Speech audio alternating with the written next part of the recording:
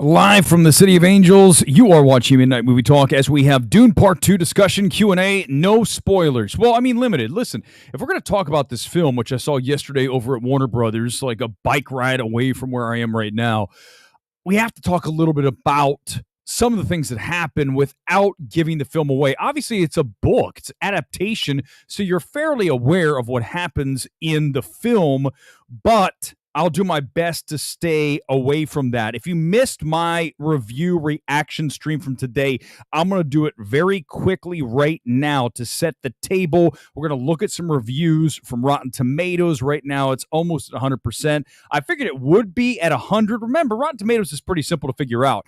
If it is at least recommendable, you're going to go fresh. If it's going to be anything under that, it's rotten. This is recommendable no matter what.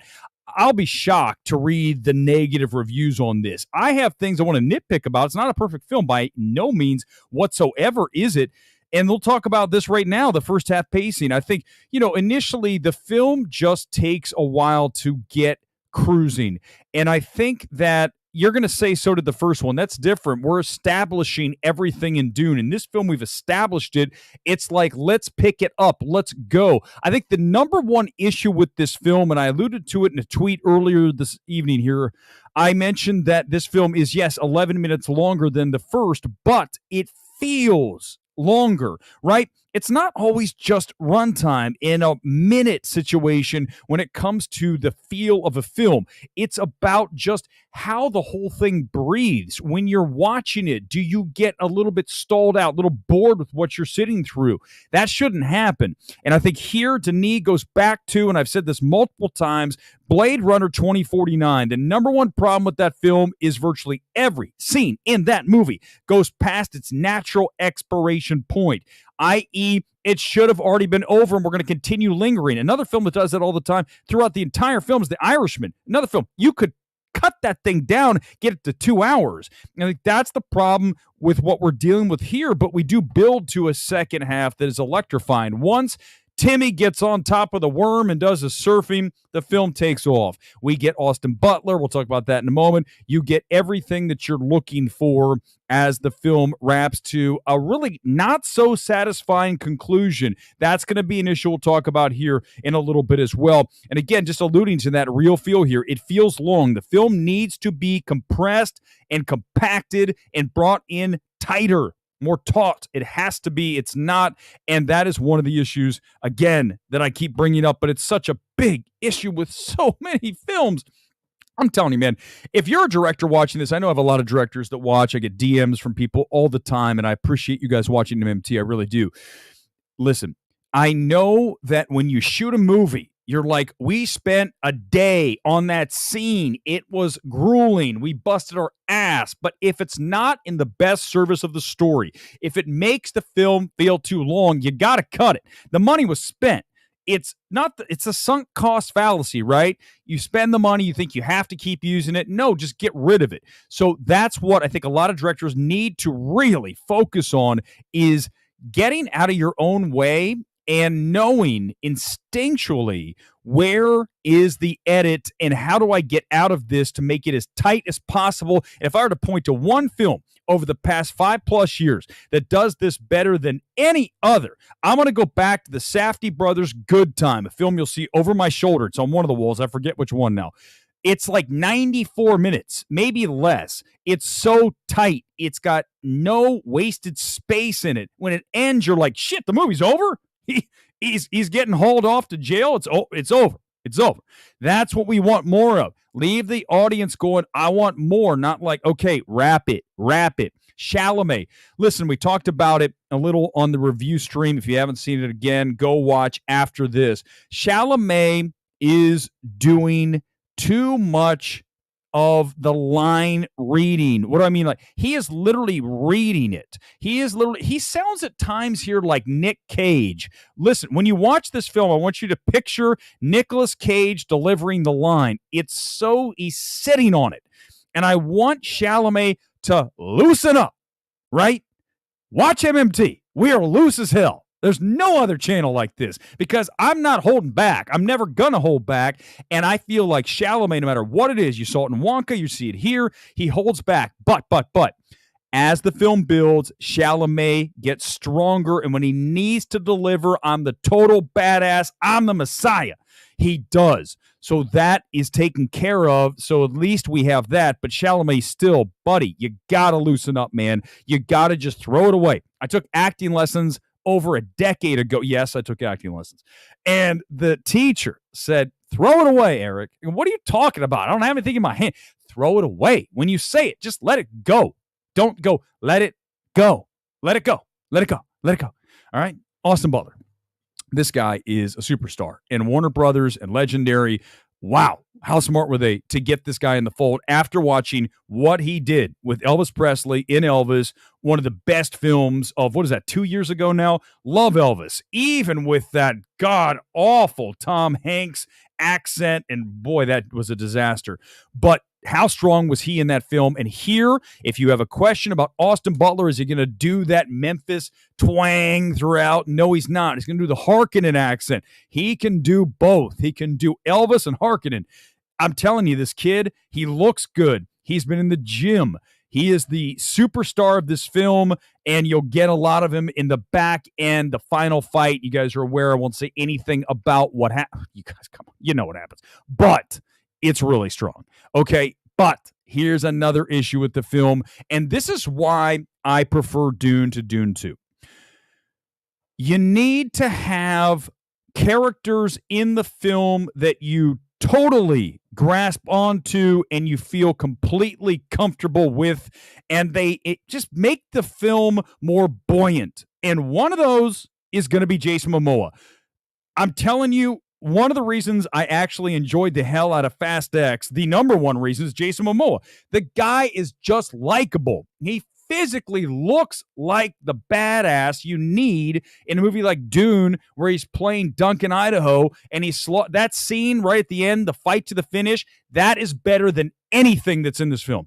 That sequence is better than anything that's in Dune 2. That I thought about that today, and that was a big miss here. Also, Oscar Isaac. I know he wasn't in Dune the entire time, but when Oscar Isaac is in a film, you're just pushed up multiple levels, right? We're here, and here comes Oscar Isaac, and now we're up here. And nothing is proof of that more than you go watch the card counter. I've said this so many times, so those of you who've never watched the card counter, make this your homework. It's your MMT must-see. Oscar Isaac does his best to save a could-have-been pretty good movie, but it's single-handedly, and now is the best time to trash this person again, because this person's getting dragged on Twitter. Tiffany Haddish in the card counter is one of the worst performances you'll ever see in a film, and one that actively destroys the film. We should come up with an entire category. What performance in a movie actively detonates the film? Tiffany Haddish, card counter, bang, that's number one on the draft board, okay?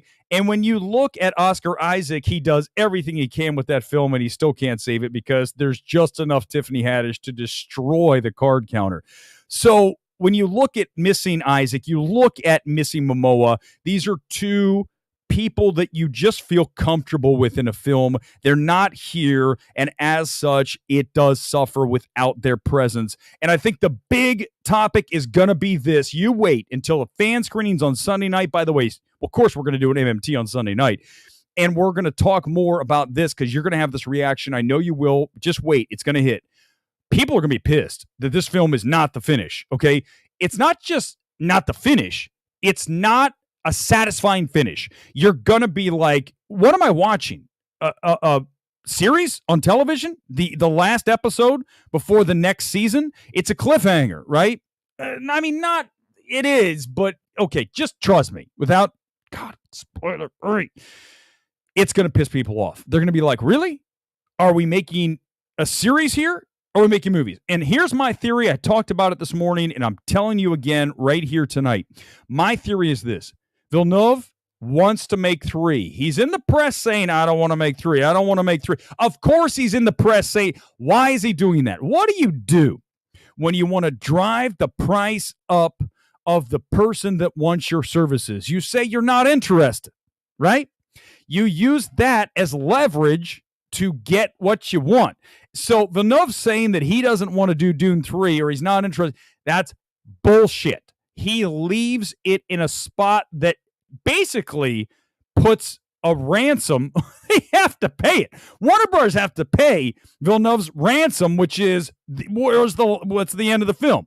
He did it on purpose. I'm certain of it.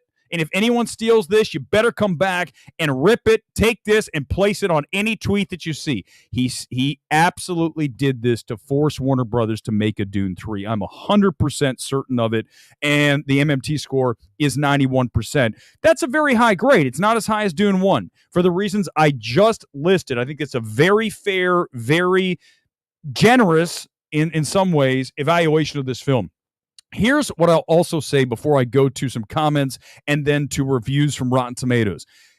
Anything is game. Just don't ask me to give a spoiler away. I'll do my best to skirt around it if need be. But really, when you look at this film, I can say this, which is this is not a great thing to say. I don't want to see Dune 2 anytime soon. I just saw it. I had tickets on Sunday for the AMC Fan First, and I'm actually not going to go.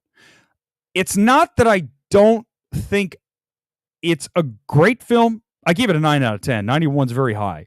But it didn't satisfy me at a level that I was really expecting. And as such, it's a level of disappointment, right? I expected to be 97, 98, 99. I'm at 91. I understand that's shades. You think that's shades. I explained my scoring system to you so many times before, guys. It is like the Richter scale. If I go 80, it's okay. 85, wow, that's like, it's not just like 5 percentage points. It's the Richter scale. When we go from an 8.5 to a 9.0, it's not just 0.5 on the Richter scale. It's like buildings demolished up. So when we start pushing 0.1, 0.2, 0.3, when we start going all the way up there, 9.1, 91, you're talking about a big difference between a 91 and a 98. Dune 1 is a 98 for me. It's way up there. So that's the difference here. And I bet there's going to be people who agree with me. I don't think everyone is, because the natural reaction when another film comes out, what's the first thing? Oh, it's the sci-fi event of the decade or whatever. What's his name saying? My God, that guy. Listen, he's the nicest dude. Okay, I'm going to pull up the review on Rotten Tomatoes in a minute. The nicest guy. But he can't help himself but deliver these gigantic, tailor-made for ads quotes. And this film, unfortunately, is a little bit of a disappointment. I don't know what to tell you guys. I really don't. I know that you don't want to hear that, and I don't want to say it. I don't want to sit here and tell you that I'm disappointed by the film, but it is what it is, and I have to speak my truth, okay? Chris, welcome to the show. I hope your night's going well. It is so far. I know you talked in your review about the pacing in Dune 2 and being an issue. How does it compare to the first film in that aspect? Okay, because a lot of people are saying, well, I thought the pacing in the first was slow. So the thing is listen, this film needs, you feel throughout the film that every scene needs to be brought down, contracted, compacted, and the first film doesn't feel that way to me because you are establishing the world. You are establishing Dune. And when you're doing that, you need to take a little bit more time to show the place off. At this point, we know what we're dealing with. I don't need to be blown away by the world building. Of course, we're going to get that, but we've seen it. So we're not doing the world building. Yes, there's some different stuff here and all that, but my point is any introduction needs to have more of a breathability to it than what you hope to be the conclusion, but it's not. So I think the pacing in 1 is just about perfect. I think the pacing in 2 it's not just the pacing, it's the overall feel, which is pacing ultimately. It needs to bend shorter. The film is too long, and you feel it. You absolutely feel this film, and I just saw Dune 1 like 2 weeks ago in IMAX, and I know I didn't feel it like this. The very end a little bit, because, once we get out there to the desert, but this film you're going to feel very quickly. You are. I promise you. You're gonna be excited, and then you're gonna feel it. You just go, whoa. Best physique in the cast is going to be Austin Butler. I mean, Timothy Chalamet is tiny. I mean, my man needs to hit the weights. He is super skinny. And there's no Momoa, so obviously he's not in contention. It's going to be Butler and then maybe Florence Pugh. It goes Austin Butler, Florence Pugh, and then Chalamet. Well, actually, I'm sorry. Austin Butler, Pugh, Rebecca Ferguson, then Chalamet. That's the order of the physiques. Only here on MMT do you get that kind of in-depth analysis. Welcome to the channel, Luis. It was a spectacle I respect on a technical front. Never really grabbed me first watch. Go watch it again. I love the meditative feel of that film. This film has some of that, but again, I just really can't stress enough when you are missing an Oscar Isaac, and he was in the film for at least 45 minutes, right? So he's in the film. It's not like he's in for like one scene and out. He's not Grandpa Simpson walking in, putting his coat on the hat on the rack and walking right back out. It's not one of those. So, and then you have Momoa, who has that scene, and I'm telling you, again, I cannot say this enough. That scene with Duncan, Idaho, with Jason Momoa, fighting for his life, saving Timothy as they get away, and Rebecca Ferguson, they all get out of there. When he does that, right, that scene is better than anything in Dune 2. Anything. And anyone who doesn't agree with that, boom, instant strike. Instant strike against you, wham. And it's funny, as I say that, there's going to be someone who goes, he's right. Fuck, he's right. Just wait, you'll see that. Yeah, he's right. He's right. That's better. Even the final fight, Duncan, Idaho, better. Sorry, I don't know what to tell you guys. I mean, it's not like I'm not here wanting to say some of these things. You know, I go back to my Poor Things sucks stream and my Babylon is the worst thing I've ever seen stream. And then, of course, Beau is Afraid and Scream 6. And I don't want to hate these movies. I don't hate this movie. But I don't want to tell you that Dune 2 isn't the best version of the movie I expected. It's just the reality of it. I'm not going to sit here and bullshit. I'm not going to be like Griffin, who says everything's amazing and oh my God, it's the best thing ever, the sci-fi spectacle of the decade. And fine, yeah, but I'm telling you, Arrival's a better film than Dune 2. So there we go. We have an issue right there. Arrival, you know, is it been almost a decade? It's still within the decade, is it not? Was it 2015? Arrival's a better film than Dune 2. Dune 2. Yeah, it is. Sorry. So, I mean, guys, I mean, it sucks. It's just what it is. Dune 2 may be fortunate at the Oscars, looking like a weak year. Joker, Furiosa, Warner Brothers has that. They also have, what's the other? I believe they have 3. That's 3 for sure. But I thought they had another one in there. I got to look because I'm getting everything ready for awards days. But when you look at this film, okay, I think it's not as strong as the first. Technically, it should be there for everything. But I'm going to say, you know what's weird? I don't know what it was. There was something about the cinematography in this film that I wasn't as blown away by. Fraser did it. It's not like it's someone new. It's the same. I don't know. Here's what I also, this points to something's very important. When you have that novelty, that new car smell of a film, and when that initial experience, right? You can never watch a film for the first time twice. So when you get to Dune and you've experienced the world, right? And then you're going back to the world, you've already experienced the world. So your senses are going to be down from where they were in the first. You guys, right? You feel me?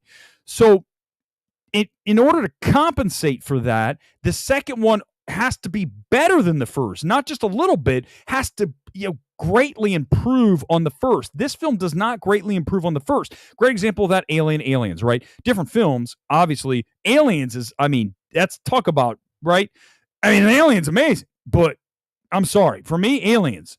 And so when you look at a 1 to a 2, when you look at a Godfather 2, when you make at least a somewhat of a move up, I think if you go laterally or down, which we do here, we go here, okay? So we go here with Dune 2.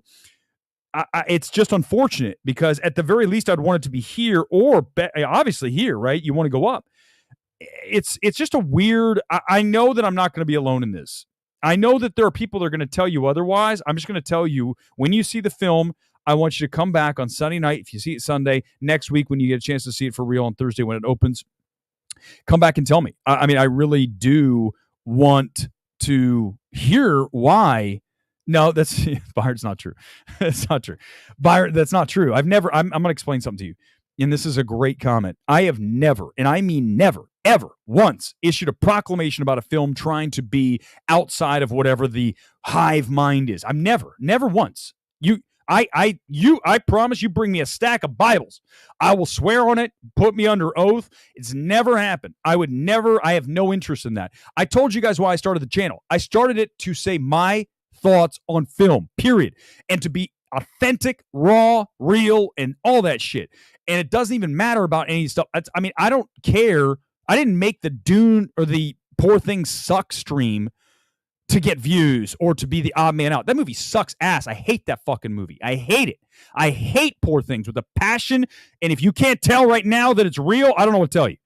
So that's never a choice. These things just are what they are. I mean, there's been tons of times I go to a movie and I'm like, this isn't going to be good. I go, oh shit, this is good. So, and you guys know, hello, Ant-Man 3 with me. I had fun with the film. So, I'm not trying. It is what it is. You should never be forcing your reaction. I'm telling you, when I'm sitting through Dune 2 yesterday at Warner Brothers, I'm like this. I'm on a roller coaster where I'm like, this is good. Okay, I'm here. At Dune, I was here the entire time, right? The entire time build up. Here, I'm up and down. And it falls back to what I said about Denis and Blade Runner 2049. I know I'm right. People have come and told me, very smart film people without telling you who they are. You're 100% right about Blade Runner 2049. I know I am. Go back and watch. Every single scene is too long. It needs to be over. It's not just about it being too long. It's over. The scene's over and it lingers. Don't linger. If you're a filmmaker, do not linger. Get out. Go. Next. Make it quick. Make it 80 minutes if you have to, for God's sake. If it needs to be 2 hours, it better be tight 2 hours. None of this lingering shit. Now, even a movie that I just saw that I really like, Perfect Days. Perfect Days, too long. Needs to be tightened up by 15, 20 minutes. Another 15, 20. Every movie, 15, 20 minutes. I don't care if it's an hour 30. It could have been 115. Every single movie. Card Counter is underrated if you take Tiffany Haddish out. She destroys the movie. I'm telling you guys. No, of course you did, Kuzma. She's terrible. Listen, one day I want to interview Paul Schaefer, and I want to say, oh my God, is that right? It is Paul. When I say that, I think of the old band leader at Letterman. When I want to talk to Schaefer, I want to say, what were you thinking when you saw Tiffany Haddish doing what she did in front of the camera? With her line, he probably was losing his shit, but he couldn't do anything about it. It's like, you can't fire her. And he's like, I'm screwed. Because think about it, if you're a director and you know that your movie's going south and you can't have anything to do with it, it's like Entourage. Remember the episode with Vinny and they got into the director and the two of them were just like about ready to kill each other and the director was a total asshole? I could understand how a director, in protection of his vision, is pissed at someone in front of the camera he knows is, or she knows is, actively destroying the film. That's got to be like, you want to rip your, like, it'd be like me having a guest on MMT and the guest being terrible. You'd notice, first of all, I do this, and I'm not saying, trust me, the show's already bad how it is. If I had a guest who was like slow, wasn't quick, wasn't moving, wasn't doing, I would just jump in and go, say, yeah, I know. I can't. Like, as a director, I would swear to God, I'd be like, okay, and cut. We're going to have to piece this together. And I'd be an asshole because I can't. Guys, look at me now. Do you think as a director, I'm going to be this kumbaya shit? I'd be like, I'd pull the actor over and I'd be like, listen, if it was Haddish, I'd go, Haddish. Prop master, do we have weed? Can you give her a gigantic hit of weed, give her and let her just lose her shit and let's film this again. This isn't working. And I know that you have to be, we can't hurt anyone's feelings. No, fuck that. We're going to say, get your shit together. I'm going to be like that director in Entourage. Sometimes you got to be an asshole. Okay. And that's why someday someone's going to absolutely allow me to go in and start making cuts because I'd be right every damn time. And you know it. Give me a like. No other film's going to be Tar. Well, of course not. Of course, there's nothing better than Tar. But listen, honestly, when you look at great films over the past several years, going back a decade, go back 3 decades, go back to the beginning of cinema, the best films are stories that are told with the perfect amount of the perfect pacing, the perfect, whether that's 2 hours or 120, the pacing works for what the film is. And some are going to say Tar's too long. That's the beauty. That film deserves to breathe. That film is about the breath. That film is perfect in every single way. It is a masterpiece. And I didn't say that when I first watched it, second watch, and certainly over the years, it has no question. That film you see is a masterpiece. No question about it. Oppenheimer, from a filmmaking standpoint, yes. From a screenplay standpoint, no. And not only that, the entire, we talked about Oppenheimer so many times. The fact that we go Los Alamos test and then we go back to the Senate for the last 45 minutes. It's wow. I mean, it's definitely not how I'd write it. And I think that if the film were arranged differently, and I understand that was Nolan's deal. I get it. I understand. I'm telling you that, and you talk to anybody about Oppenheimer off the record, they're going to tell you that back 45 was painful as hell. They're going to tell you that. This is the best comment ever, Alex. This is very fair. A 91 solid. So I don't, Barry, I did no, because can I go off? Thank you. I only want to talk about Dune. Now you guys are making me talk about Godzilla -1, one of the most overrated movies of certainly the last year. The human drama in Godzilla -1 is so bad. I can't believe you guys think that shit's good. With Dude, the premature ejaculation, kamikaze pilot, and then the woman and the child, and then him. It's so bad. It's like, I told you guys, if you want to watch that done well, go watch Shoplifters. Watch that film. Does that whole thing. That's all that is. Godzilla -1 is taking Shoplifters and retrofitting it into a Godzilla movie, only shittily. It's not good. That screenplay's terrible. And at the end, when she's alive in the bed, holy crap, I honestly almost got out of my seat and tried to physically rip the screen down. That's how terrible that was. That movie is so overrated. I am so happy the movie's done well. I'm thrilled. I grew up watching Godzilla movies on Friday night with Fritz the Night Owl in Columbus, Ohio. I love Godzilla. That movie is hellaciously overrated. Hellaciously overrated. Oh, my God. Mark, got my tickets. Good. Great question. Florence Pugh. I didn't touch on this in the review. Also Zendaya, because it just, listen, let's start with Florence. Florence Pugh here is not given anything to modulate with. She's given material. She has to stay in this range, right? There's nothing. She can't even go up or down. She's got to stay flat. She has got to stay flat the entire time. So as such, Florence Pugh is frankly, almost, you don't even really notice that she's there. She's freaking hot, but she's not of any great importance to the film. I think that if we get a third, we'll see that differently, but everything other than the fact she looks fantastic in the armor, she looks unbelievable. I mean, she's drop dead, but from a performance standpoint, no way this is getting any kind of awards play. Zero. If anything, Austin Butler could, because he's just maniacal and menacing and a total badass. Where Brolin and Batista, well, they're both in the film. You guys know, because if you look at IMDb, you can see they're in the film. They're in the film, and they're in the film a fair amount. Bautista more. That's kind of a spoiler. I don't want to go further than that, but yeah, but no Duncan Idaho, which is sad. Rebecca Ferguson, better in 1 than 2. I know, which is weird because she becomes full witch. I'm not going to sit here and go through the Dune mythology. I'm not Gore, who's like, I was walking past him on the way out of the movie last night. I had to listen to him talk about Gore minutia bullshit. I'm like, dude, you know who you're speaking to? An audience of like 7 people. Why? I don't understand. And you guys are going to come after me for this. I don't care. I don't understand people who get so fucking involved with this shit that they're like down to, look, that's not the right cape on the character that's in the back of the scene. That's not even a main character. No one even knows. Why do people, why? I don't understand. It's okay to be a fan of something, but don't go hardcore nerd fan like Gore and Dune. It's too much. It's a turnoff. It's like, it's limp dick energy. No one wants to talk about this kind of minutiae shit. It's like when I was a kid, I collected action figures and we did all the Empire Strikes Back, and you'd go and you'd be looking for IG-88.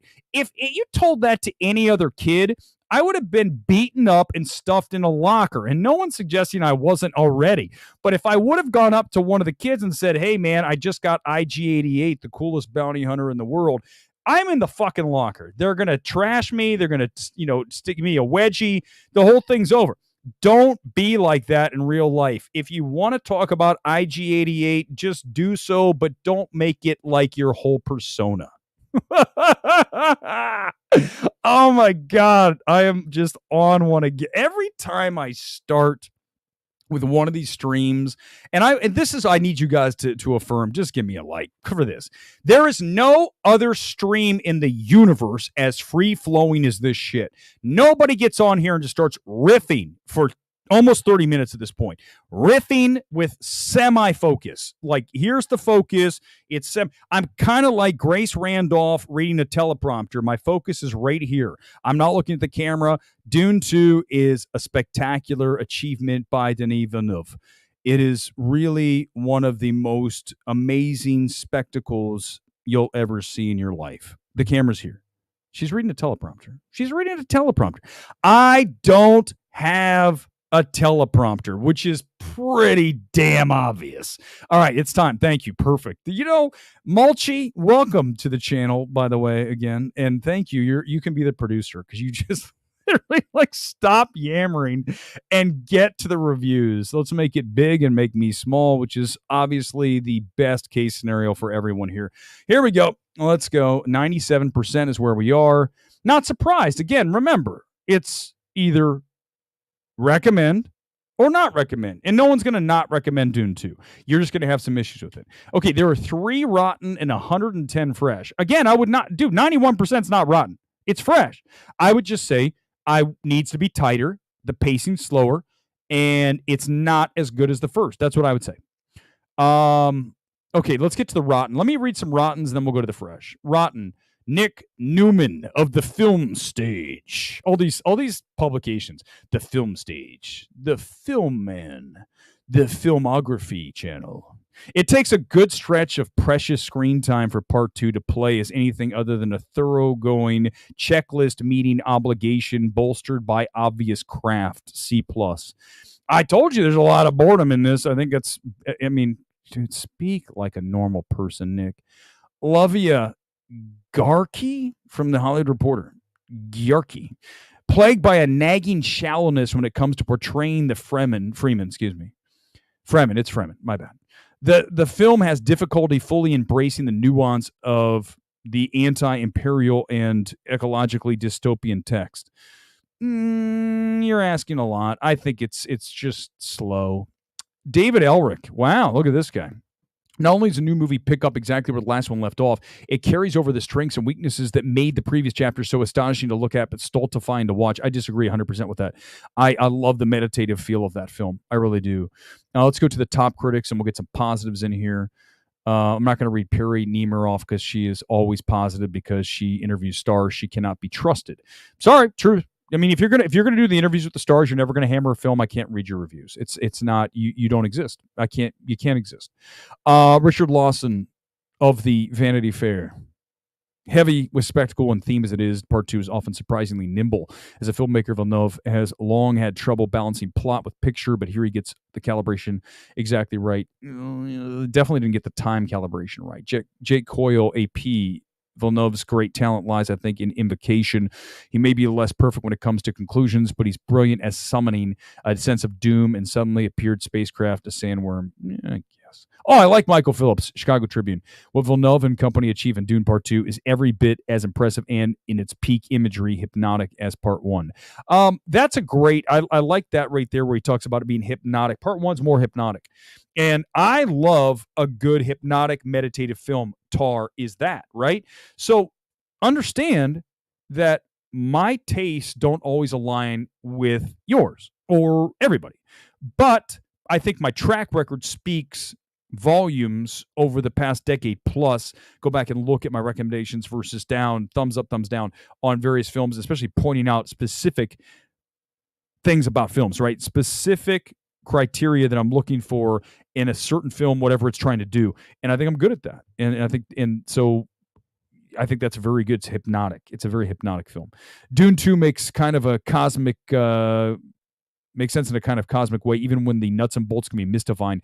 Villeneuve trusts his audience, but his audience has to also trust him. Bill Goodykuntz from the Arizona Republic, 4 out of 5. 4 out of 5, 3 out of 4. These are all, that's 9 out of 10, 4 out of 5. 8, 8.5, 9. 4 out of 4 from the New York Post. 3.5 out of 4. There's not a, 4 out of 5. No one's exactly at a 5. So that's what I'm saying. It's not a masterpiece.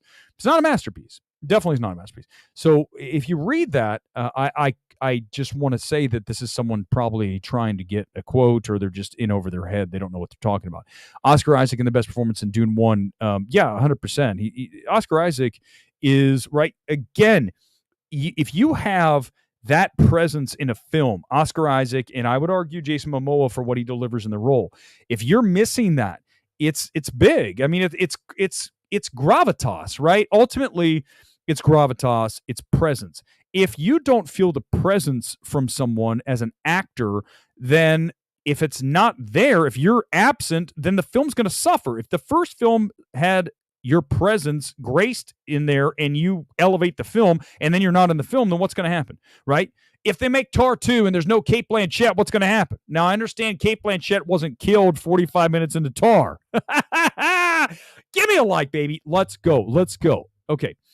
Oh, God. That Stuckman stream is really something else. All right, we're going to go about another 15. I'm out. 45 tonight. It's just a short. I want to only talk about Dune.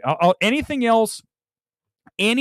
else we will talk about on Sunday. I don't want to talk about it now. We'll talk about it. This is only about this film.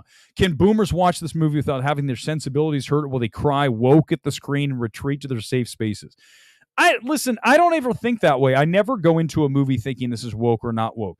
I've told you my stance on that. If it feels inauthentic, it feels forced, if it feels like it isn't just organic with the film, then it's going to feel, quote, woke to me.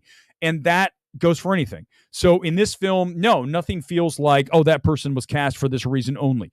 I think everything works. Austin Butler, certainly. Pugh's fine. I mean, you're not going to really say one thing or another about her. And then Zendaya, I think, stronger. She has more to work with. But, I mean, it's Zendaya. I've seen her do her thing so much that it's just kind of like, yeah, and Chalamet, until we get to the end where he has to be the Messiah, he's not fantastic. It is Schrader. What I say? I said Schaefer. I knew it didn't sound right. I knew it. I'm sitting here. This is what happens. I'm like, that doesn't sound right. Joaquin. Okay, nope, I'm not doing it. We're only talking about Watch Out. We're only talking about Dune 2. I'm going to go higher than that for sure. Dune 2 will be 80 million plus. Kevin, 80 million. We'll talk about that as we get closer. 80 million plus. Following from Nolan, it's 70 minutes. Hell yeah, I'll go watch that. Thank you, Richard, for bringing some backup in here. That's what I said. 45 minutes. I was looking at my watch you know how I know it dragged? The woman, and I don't know what the hell was going on. There was a woman next to me, and she had her phone out at a press screening of Warner Brothers. Now, listen, I was in the middle. I was at the top, and I'm away from her. But I had to go. Have you ever done this where someone has a phone on, you do this kind of like purposely so you don't have to see it out of peripheral vision? And I was like, what are you doing? Like, you don't do that at a press screening. And my boy Strange Harbor is taking pictures of the movie. Never happened. Is over. Titled. We had the stupid credits. Give me a break. So yeah, I don't whip out my phone in a press screening. God, that guy's such a loser. I read his blog, by the way. Okay, I promised I would. I read his blog. There's no one who speaks to an audience of zero quite like that guy. He is the most bloviating, pretentious douche I think I've come across. Yet he thinks he's great. That's the thing. I don't think I'm great. I just enjoy doing this. I don't sit here and get off and go, I'm the king of the world. I'm Eric Weber. I do MMT and directors follow me and they I swear to God, I don't do that. I just like go to the movies. Some of these people really do. They feel like, Well, I'm quoted in the thing. Look, I'm that guy from Film Twitter. You're a nerd, is what you are. Is Gore as nerdy with Dune? He's worse. Schlacker, he's worse. I'm not going to talk about Gore. I'm just going to tell you I had to listen to him talk about Dune afterwards. I was walking by and I'm like, fuck. I don't know how anyone does it. I don't know how you listen. Your audience is literally like, if we're talking about a pie and I start talking about this tiny little minutia about Dune, you guys are like, fuck, just, dude, is the movie good? Is it solid? Does it work? I didn't read the book. I don't give a shit. And if you want to go get into the minutia of, was the cape right on the, Z character in the background, go do that shit. I don't want to. It's boring. God, it's so boring. We can do that. We might do it Sunday. I was thinking about. I want it to be short tonight. I want to be in and out. I want to be surgical. Carlos, I just looked at Perry Nemirov's Rotten Tomato page. She gave a rotten review to Quantumania. Wow, that's amazing. And Halloween Ends. But I bet you, here's the thing. I'll bet she didn't savage them. That's the difference. Like, Halloween Ends deserves to be savage. It's one thing to go, I guarantee, here's how it goes, right? This is how they always goes with these reviewers, like people like that. They go, well, it really wasn't for me, but there are some things that are pretty solid. That's not good. Imagine if I came out of Poor Things and held back and I said to myself, I really hated this movie, but I'll tell you what, the direction's amazing. You'd be like, what the hell? What are we doing? Who are you? What kind of person? That's how these people skirt around the issue. It's how they do it. They say, oh, this isn't for me, but that's baby shit. That's not even interesting. Boring. Shogun, welcome to the channel. Christopher Walken, great question. I talk about Christopher Walken. He shows up very late in the film, and he's got a very small role, but he's solid. He's going to deliver, right? It's Walken. You're like, there he is. He's going to add the gravitas that we talked about moments ago with Oscar Isaac. He adds that to the film, but it's not that meaty of a role, right? He's not in the film, but more than, I don't know how many lines he has. He's probably in the film 5 minutes total. He might be on the screen here and there, but I mean, total 5 minutes. So it's not a lot. And again, Florence Pugh's just not doing too much in this film. And it's not her fault. It's all about what the script allows her to do and what the character has written for her character in this particular film. I think that you guys are the worst. I used to take selfies. Schlacker, I need to agree with his takes, but yeah, exactly. Thank you. I try. I'm more entertaining than Stuckman. This guy's so fucking boring. Chris Stuckman, dude, I hope your movie's amazing. I can't wait to see it, and I will glow and rave and absolutely cherish every second of it if it's great. But he's got to figure out a new personality. He's so boring. My God, that guy. Would you want to have a beer with that guy? You'd be like, this is the most boring beer I've ever had. Even if you had the best beer in the world, this is terrible. This is so boring. But look, it's Chris Stuckman. He's got 2 million. I don't care if he has 10 billion followers. It doesn't matter. All right, we're just about ready to wrap. We'll do a blitzkrieg of questions. I'm out less than an hour tonight. I didn't even want to do a show. I just wanted to come on and talk about Dune 2 for a little bit and tell you I wasn't as stoked as I was as Dune 1.